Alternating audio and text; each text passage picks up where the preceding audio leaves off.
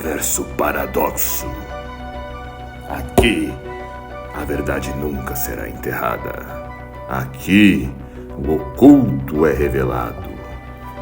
E as hipocrisias são desmascaradas. Na apresentação, O Paradoxo. A primeira turma do Supremo Tribunal Federal começou essa semana o julgamento do ex-presidente Jair Bolsonaro e de outros 7 réus por crimes contra a democracia e tentativa de golpe de Estado. A acusação e as defesas apresentaram seus argumentos em 2 dias. Essa etapa terminou e, a partir desta terça, os 5 ministros vão revelar seus votos. O veredito deve sair na sexta. O repórter Carlos Delanoy passou a semana em Brasília acompanhando o julgamento e apresenta agora as provas da trama golpista. O que dizem sobre elas a procuradoria responsável pela acusação e os advogados de cada um dos réus.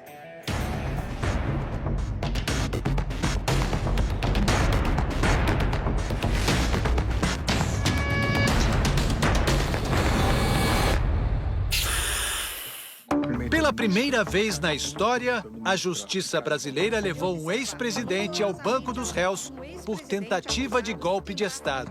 São 8 os réus no chamado núcleo crucial do processo. Só um, o ex-ministro da Defesa, Paulo Sérgio Nogueira, veio acompanhar pessoalmente. As defesas tiveram que atravessar um mar de microfones, cães farejadores e um forte esquema de segurança. Sempre que o advogado chega, uma correria, cercado por repórteres. São mais de 500 jornalistas credenciados para acompanhar esse julgamento que acontece no 3º andar desse prédio, conhecido como Igrejinha do Supremo Tribunal Federal. Para chegar ao auditório da primeira turma do STF, é preciso passar por 2 raios-x. Lá dentro é proibido filmar, comer ou fazer qualquer tipo de manifestação. Contamos 14 policiais armados na sala do julgamento. São 5 ministros. Alexandre de Moraes é o relator do caso. A pacificação do país, que é o desejo de todos nós, não havendo possibilidade de se confundir a saudável e necessária pacificação com a covardia do apaziguamento, que significa impunidade e desrespeito à Constituição Federal e mais, significa incentivo a novas tentativas de golpe de Estado.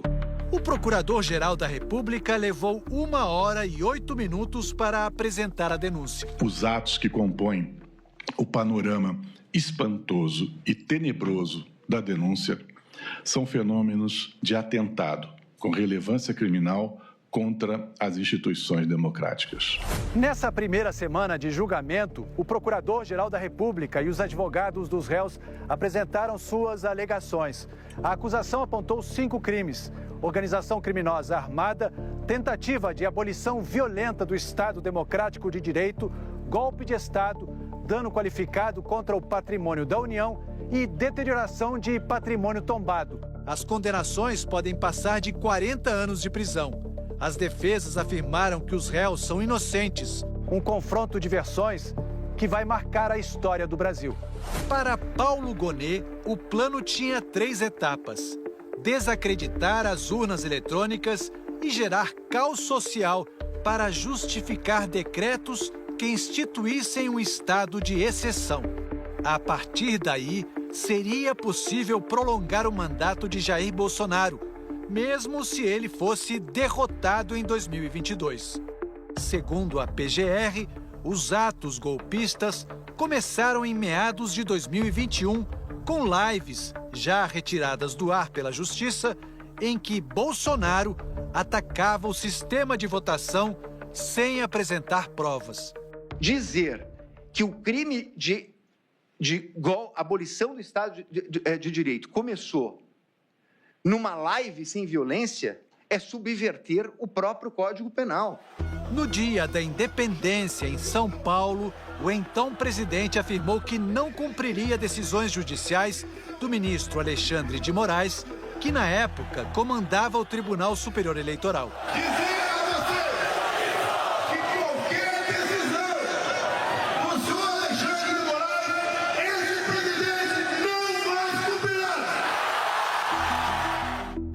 O general Augusto Heleno também é réu no processo. ele era ministro do Gabinete de Segurança Institucional. Vai chegar um ponto que nós não vamos poder mais falar, nós vamos ter que agir. Segundo a PGR, a fala do general Heleno nessa reunião ministerial de maio de 2022 confirma que havia planejamento para criar caos social. Se tiver de dar soco na mesa antes das eleições, se tiver que ligar a mesa antes das eleições. O que o general Heleno está trazendo aqui nessas falas, e aqui, na verdade, falas de certo ponto até republicanas. Após as eleições não tem discussão. Após as eleições não tem o que falar. Até o próprio presidente Bolsonaro falava isso. Quem ganhou a maioria dos votos leva. Segundo a defesa do general Heleno, ele já vinha perdendo poder e não tinha influência sobre Bolsonaro. O planejamento prévio de fabricação de discurso contrário às urnas eletrônicas está demonstrado na agenda apreendida na residência de Augusto Heleno e em arquivos encontrados com Alexandre Ramagem. Alexandre Ramagem era chefe da Agência Brasileira de Inteligência, a ABIN. Ele é acusado de usar a estrutura da agência para vigiar adversários políticos e reforçar ataques de Bolsonaro ao sistema eleitoral. Alexandre Ramagem sempre falou, eu faço anotações de tudo. Ele mencionou, chegou a mencionar no interrogatório que era uma espécie de diário, tudo ele anotava. Não há elementos nos autos, elementos de informação, elementos de prova que demonstrem que esses documentos tenham sido transmitidos ou entregues ao então presidente da República. Ele era o grande compilador oficial da República, porque o que tinha naqueles documentos era um compilado de declarações públicas. A Procuradoria-Geral da República reuniu fatos de conhecimento público, além de depoimentos, mensagens, vídeos e outros documentos obtidos na investigação da Polícia Federal. As provas apresentadas somam 70 terabytes, o que, para a acusação, mostra a força do processo, mas que, para os advogados dos réus, tornou impossível a ampla defesa de seus clientes.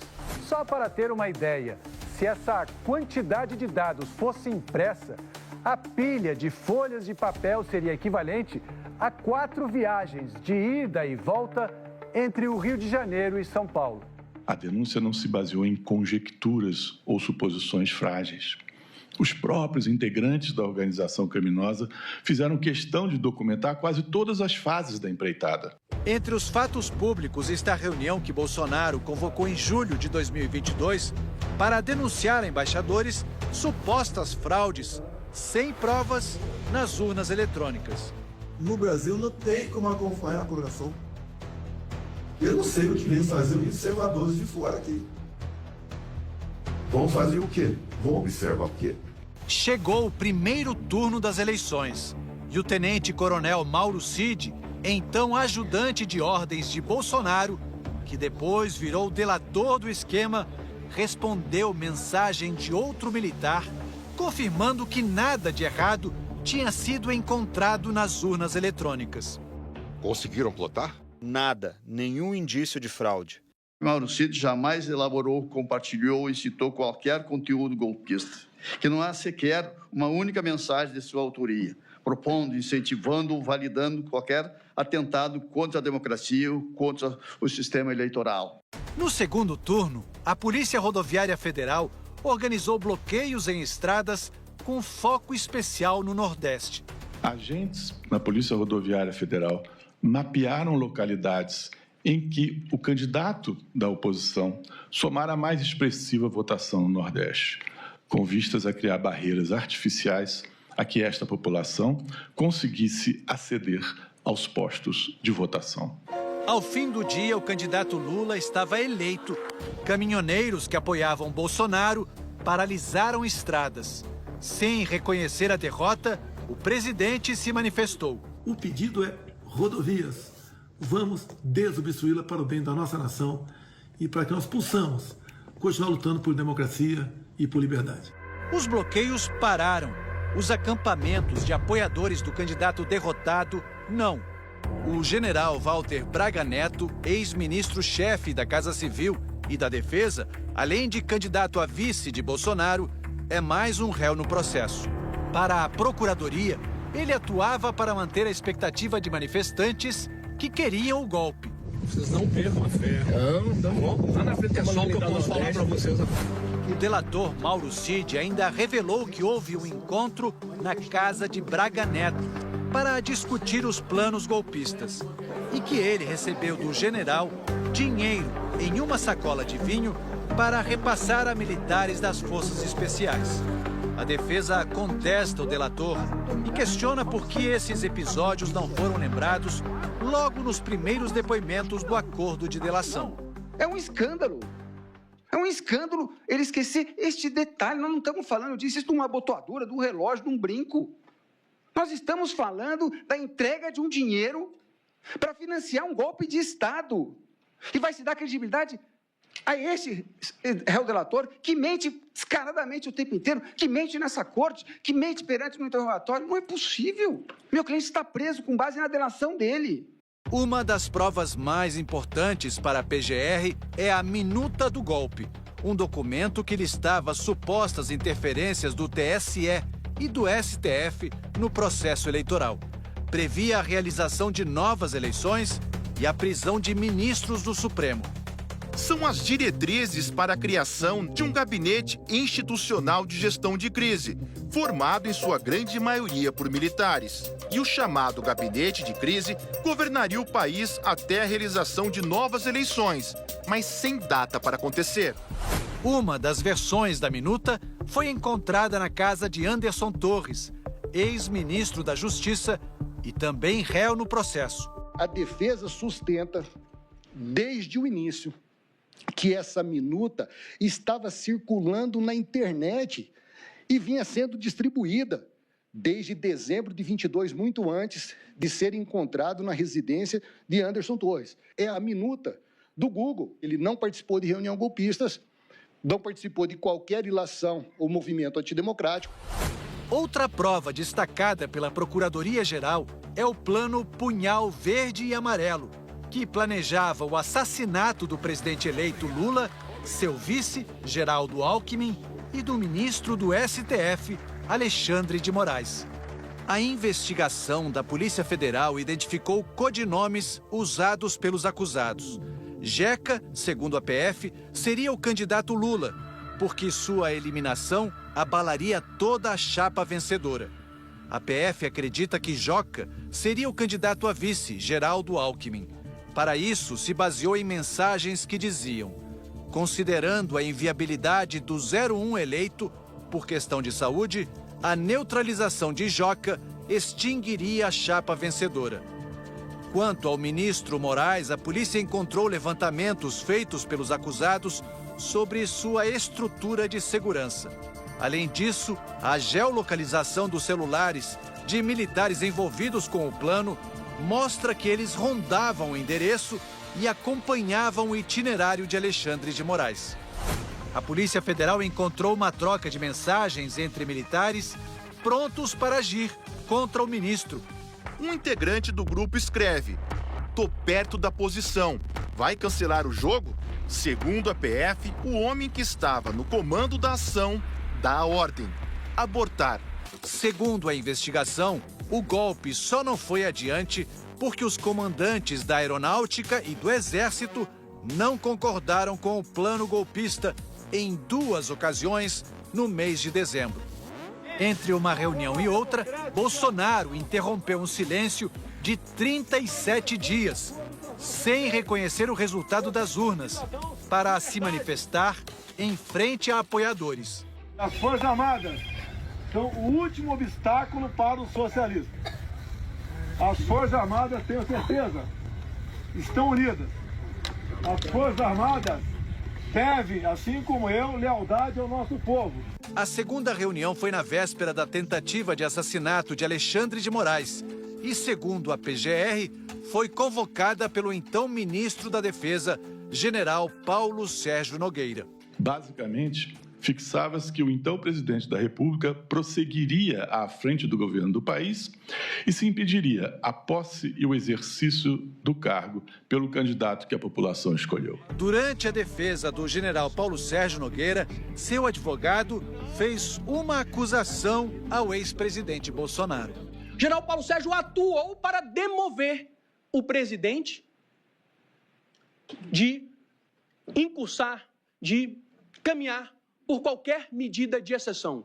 Presidente, Pois não, ministra Carmen. Andreu, pudesse apenas, doutor Andreu, fazer um esclarecimento, porque Vossa Senhoria, eu copiei aqui 5 vezes, diz que o réu, neste caso, o cliente de Vossa Senhoria, aspas, estava atuando para demover o presidente da República. Demover de quê? Porque até agora todo mundo diz que ninguém pensou nada. Claro, claramente, Vossa Excelência, demover de adotar qualquer medida de exceção. Muito obrigado. Atuou ativamente. O almirante Almir Garnier Santos, ex-comandante da Marinha, foi apontado pelo delator Mauro Cid como o único dos comandantes a se colocar à disposição do plano de golpe. Ele nega, mas o ex-comandante da Aeronáutica, Tenente-Coronel Carlos Batista Júnior, confirmou em depoimento à Polícia Federal a posição do almirante. Batista Júnior confirmou que numa das reuniões em que Bolsonaro estava presente, o então comandante da Marinha, almirante Almir Garnier, se dispôs a apoiar o plano golpista. Dessas reuniões, eu tenho uma visão muito passiva do almirante Garnier. Chegou um ponto que ele falou que as tropas da Marinha estariam à disposição do presidente. A defesa do almirante Almir Garnier pediu que a delação de Mauro Cid seja anulada. Seu comportamento provocou prejuízos relevantes ao interesse público e faltou com a lealdade ao longo do procedimento. E que esses vícios comprometem a credibilidade integral dos seus relatos. Não é preciso esforço intelectual extraordinário para reconhecer que, quando o presidente da República e depois o ministro da Defesa convocam a cúpula militar para apresentar documento de formalização de golpe de Estado, o processo criminoso já está em curso. Não se está, nesse caso, num ambiente relativamente inofensivo de conversas entre quem não dispõe de meios para operar. Ao longo do mês de dezembro, seguidores de Bolsonaro fizeram quebra-quebra, enfrentaram a polícia, botaram fogo em ônibus e tentaram explodir um caminhão cheio de combustível na véspera de Natal. E colocam a caixa com a bomba em cima do paralama traseiro esquerdo do caminhão. Na frente dos quartéis, os acampamentos que pediam intervenção militar continuavam mobilizados. Jair Bolsonaro embarcou para a Flórida no dia 30 de dezembro e não passou a faixa para o seu sucessor. Segundo a Procuradoria-Geral, a organização criminosa atuou para impedir a retirada dos acampamentos. O objetivo seria manter ambiente favorável à intervenção das Forças Armadas. Fazia parte do plano a omissão do ex-ministro da Justiça de Bolsonaro, Anderson Torres, que foi nomeado secretário de Segurança do Distrito Federal e não preparou um esquema adequado para a primeira semana do novo governo. Apesar das informações de que haveria um grande protesto no domingo, dia 8 de janeiro. As ameaças se transformaram em violência. Não é possível tergiversar e acreditar que, em algum momento, há um elemento que aponte ao ex-presidente Jair Bolsonaro um ato violento ou um ato de grave ameaça. Um documento apreendido na sede do PL, partido de Bolsonaro, reforçou os argumentos da acusação. Esse objetivo chegou a ser declarado de forma expressa ao final do documento, em que se lia: Lula não sobe a rampa. O discurso encontrado na sala de Jair Bolsonaro reforça a convicção a respeito do domínio que ele possuía sobre as ações da organização criminosa, especialmente quanto ao desfecho desejado, a sua permanência autoritária no poder, mediante o uso da força. O julgamento será retomado nesta terça-feira. O relator do processo, Alexandre de Moraes, pediu 2 sessões extras. As sentenças estão previstas para sexta-feira.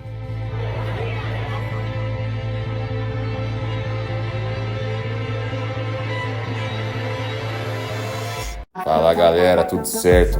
Gostaram do vídeo?